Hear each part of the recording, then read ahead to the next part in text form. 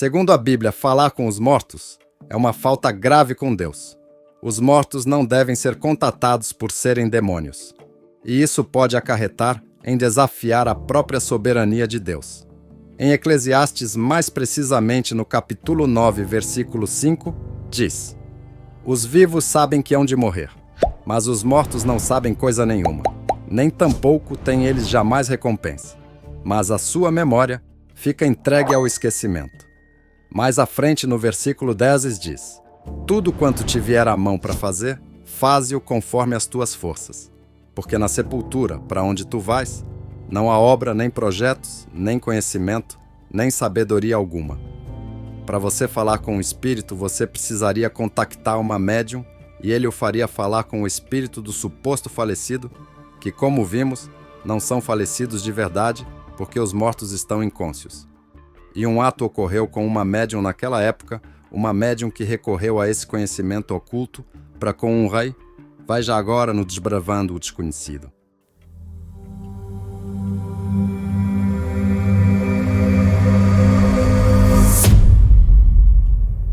Embora repleta de relatos fantásticos sobre dilúvios, mares abrindo, ressurreições e visões apocalípticas, a Bíblia tem como uma de suas questões centrais a rejeição de qualquer prática de magia.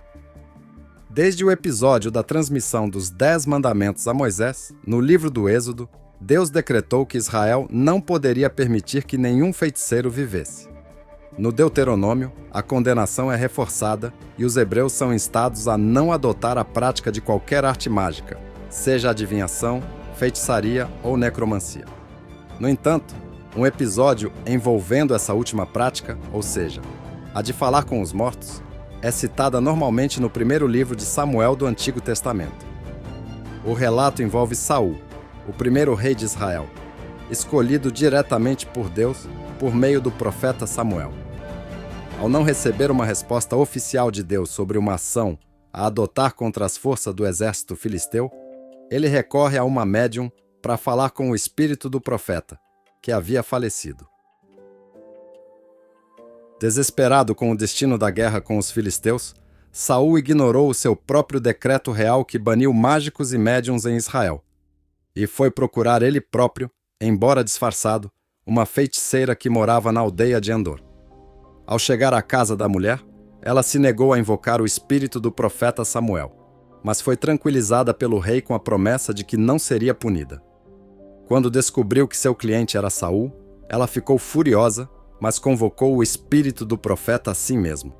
Mas como a maioria dos médiuns, ela não tinha controle sobre os atos do espectro.